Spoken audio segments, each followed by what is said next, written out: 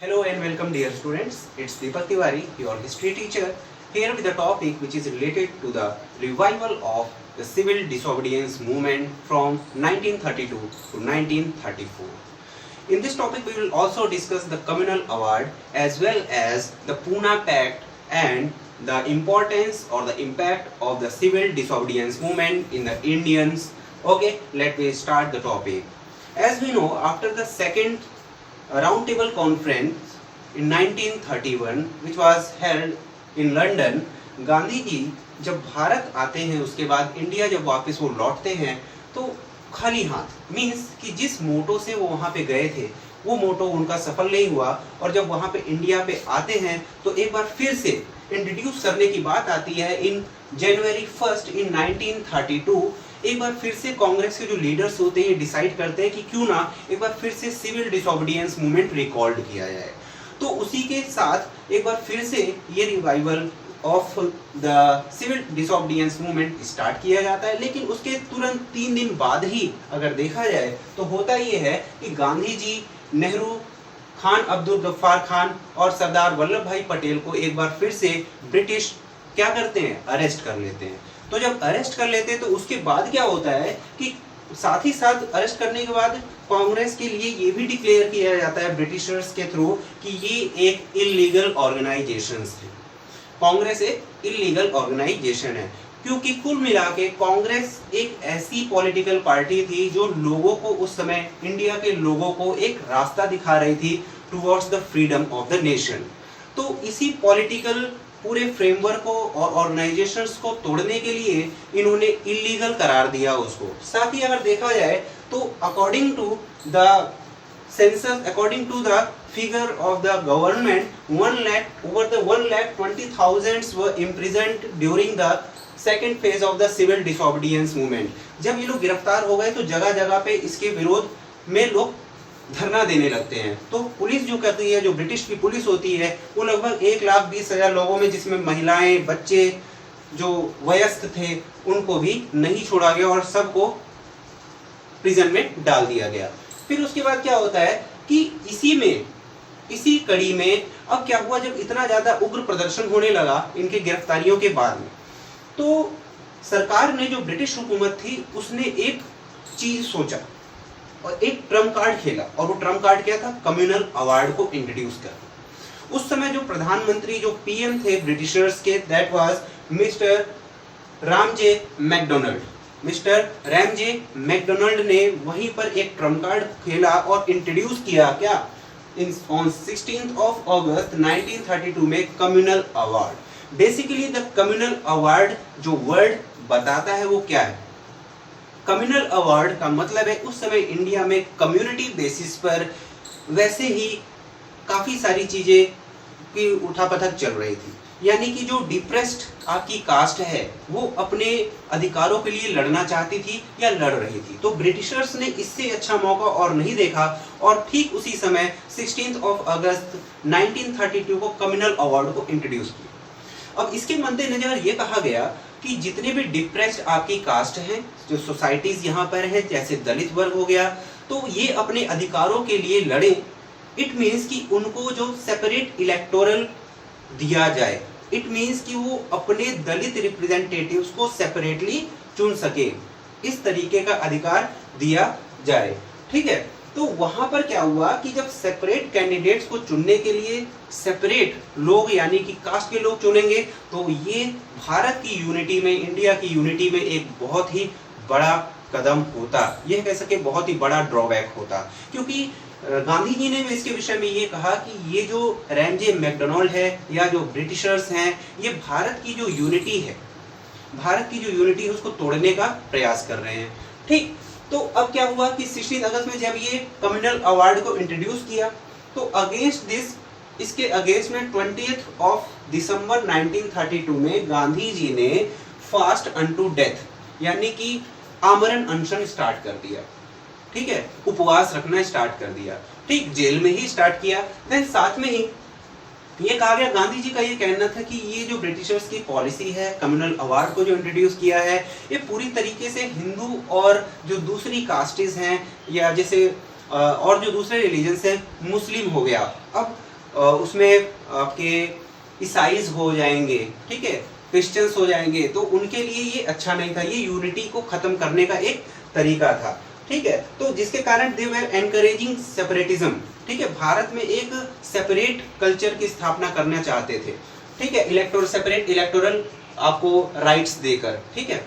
Then क्या हुआ, by the action of, अब क्या हुआ कि स्थिति को गंभीर देखा गया, तो कुछ लोगों के प्रयास के द्वारा, वो लोग कौन थे, मदन मोहन मालवीय, डॉक्टर राजेंद्र प्रसाद, श्री राजगोपालाचारी, पुरुषोत्तम दास, इनके मदद से गांधी जी और जो दलित के नेता थे, लीडर थे, डिप्रेस्ड रिलीजन के या डिप्रेस्ड सोसाइटी के, जिनका नाम अंबेडकर था, उनके बीच में ये पूना पैक्ट साइन हुआ। अब ये पूना पैक्ट के कुछ इंपॉर्टेंट टर्म्स कौन कौन से थे, पूना पैक्ट में क्या कहा गया, पूना पैक्ट में ये साइन हुआ कि अभी तक जो एक स्पेशल राइट दिया जा रहा था फॉर इलेक्टिंग द रिप्रेजेंटेटिव और the separate candidate by the depressed caste, जो भी आपकी दलित सोसाइटी है, दलित जो लोग थे, उनके द्वारा जो सेपरेट कैंडिडेट को इलेक्ट करने की बात हो रही थी in the provinces and the legislatures as well, assemblies में, तो उसको पूरी तरीके से खत्म कर दिया जाए, ठीक है। खत्म इसलिए कर दिया गया क्योंकि मैंने इसके पहले भी आपको बताया कि it was against the unity of India for their peoples. Then 18% seats reserve रखी गई for the Dalits in central assembly. Central assembly में 18% जो सीट्स थी वो दलित के लिए रिजर्व कर दी गई, ठीक है। Then the third point is in the provincial councils में जो सीट्स थी वो 71 से 148 में बदल दी गई, यानी अभी तक जो 71 सीट्स थी रिजर्व थी फॉर द दलित्स, अब वो 148 में चेंज कर दी गई। अब टोटल 148 सीट्स ऐसी होंगी जो कि रिजर्व होंगी for the Dalits in the provincial council, ठीक है। अब यहाँ पर क्या होता है कि जैसे ये सारी चीज पूना पैक्ट होती है तो इससे थोड़ा सा सुकून ये मिलता है कि हाँ, अब यहाँ पे दलितों को भी साथ में लेकर चला जा सकता है इंडिया के स्ट्रगल फॉर द फ्रीडम के लिए। Now the suspension of the civil disobedience movement to after the Poona pact sign between the Gandhi ji and doctor Ambedkar, then Gandhi ji was thinking about the development and the uprising of the Dalits. Okay, तो दलितों के पुनरुत्थान के लिए या दलितों के डेवलपमेंट के लिए, अब वो चाहे फाइनेंशियल हो या तो उनकी जो सोसाइटी में स्थिति है, उनकी जो पोजीशन है, वो उसको अपलिफ्ट करने के लिए गांधी जी काफी सोचने लगे। इट मींस कि गांधी जी ने इधर सविनय जो आपका सिविल डिसोबीडियंस मूवमेंट था उसकी तरफ से थोड़ा ध्यान हटाकर अब केवल और केवल दलितों की ओर ध्यान देने की बात कही या सोचने लगे।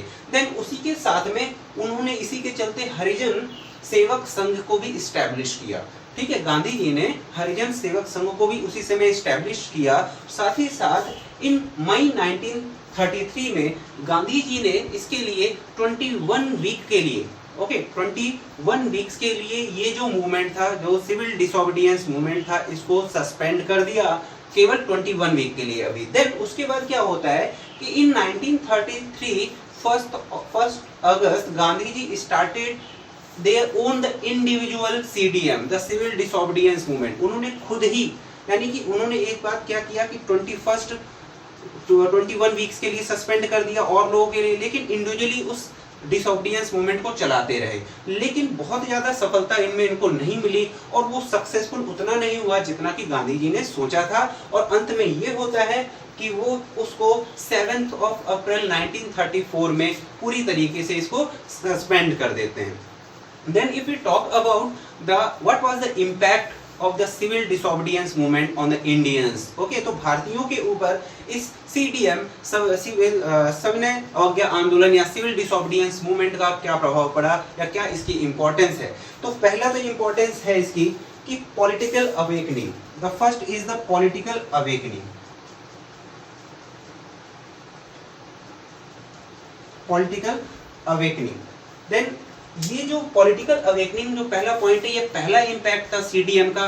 पहला इम्पैक्ट ये कहता है कि इसने प्रमोट किया, इंडियंस जो थे, भारतीय जो लोग थे, उसमें पैट्रियोटिज्म की भावनाओं को इसने बल दिया या उसको प्रोड्यूस किया। साथ ही साथ में इसने क्या किया कि वाइडेड the base of the freedom. जिस बुनियाद को, यानी कि एक फ्रीडम को पाने के लिए, एक स्वतंत्रता को पाने के लिए एक आपका बेस मजबूत होता है।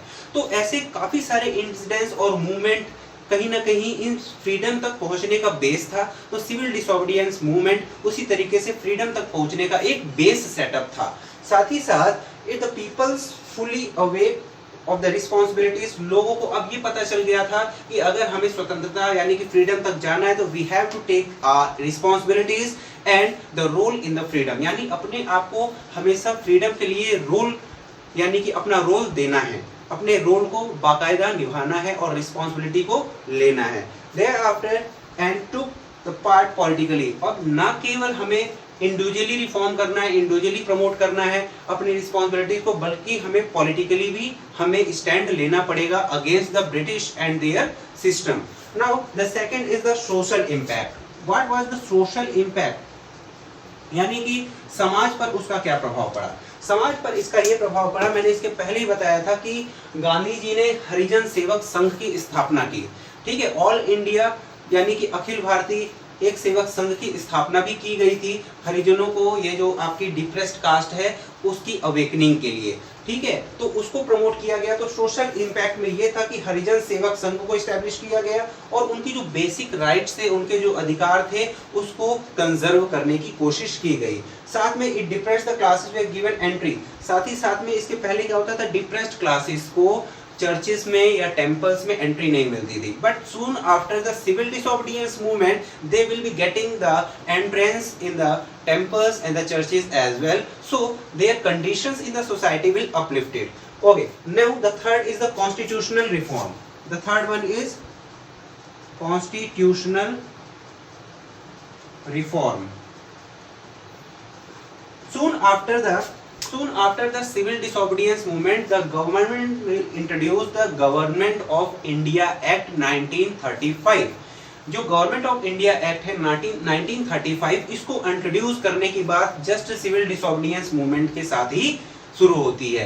यानी कि एक कॉन्स्टिट्यूशनल रिफॉर्म, यानी भारत यानी इंडिया एक ऐसी कंट्री हो जिसमें उसकी गवर्नमेंट को किस तरीके से चलना है, कुछ कॉन्स्टिट्यूशनल रिफॉर्म करने की बात की गई। और ये जो पॉलिटिकल अवेकनिंग है उसको हम कॉन्स्टिट्यूशनल रिफॉर्म के साथ इस तरीके से जोड़ के कर सकते हैं, क्योंकि इस पॉलिटिकल रिफॉर्म के साथ साथ अवेकनिंग में वहां पर कांग्रेस के लीडर्स भी थे। तो ये जो government of India act 1935 introduce होने वाला, इसमें इंडियंस यानी कि कांग्रेस के लोगों का भी आ जाना इस बात को बताता है कि हाँ, सिविल डिसोबीडियंस मूवमेंट का प्रभाव कॉन्स्टिट्यूशनल रिफॉर्म की ओर ले जाता है। Now the role of election. Role of अगर हम इलेक्शन की बात करें तो 1937 में कांग्रेस ने पार्ट लिया था election. In 1937 Congress has took the part in the elections in the central legislative assembly and has got the maximum seats in that election. और उन्होंने एनकरेजेबल रिजल्ट भी पाया था, जो इस बात को बताता है कि हाँ, हम इलेक्शन में ब्रिटिशर्स के खिलाफ लड़ सकते हैं और अच्छे रिजल्ट ला सकते हैं। नाउ द फिफ्थ रीजन और shattering of faith for the Britishers, ठीक है। अब यहाँ पर लोगों को सिविल डिसोबीडियंस मूवमेंट के बाद पूरी तरीके से ये पता चल गया था कि ब्रिटिशर्स बिल्कुल भी भारतीयों के साथ नहीं हैं, वो उनके विश्वास, उनके फेथ को शैटर्ड कर रहे हैं। The Britishers have introduced many policies and the reforms, but these policies was the against of the Indians, which cannot be able to introduce the faith among the individuals of the Hindus or the different depressed societies as well. तो जो समाज था, जो हमारी society में जितने भी सारे लोग थे, जो इंडियंस थे, उनके फेथ को बरकरार नहीं कर पाई यहाँ पर आपके ब्रिटिश। और साथ में इस बात को बता दिया गया इनके इन सारी पॉलिसीज से कि हाँ, फेथ हमारा टूट गया है और अब हम ब्रिटिशर्स का साथ बिल्कुल भी नहीं देंगे। Then the sixth impact or the important, which was the important, was that before the civil disobedience movement, the women hasn't taken the part in the policies or the movements, but in that the civil disobedience movement, the women has also took the part in each and every instance or the incidents having taken place. They participated in protests protest marches and looted the liquor shops and manufactured salt at the coastal areas. So इसमें movement का जो women's थी उसका भी impact था, वो भी इसमें पार्टिसिपेट करने लगती हैं.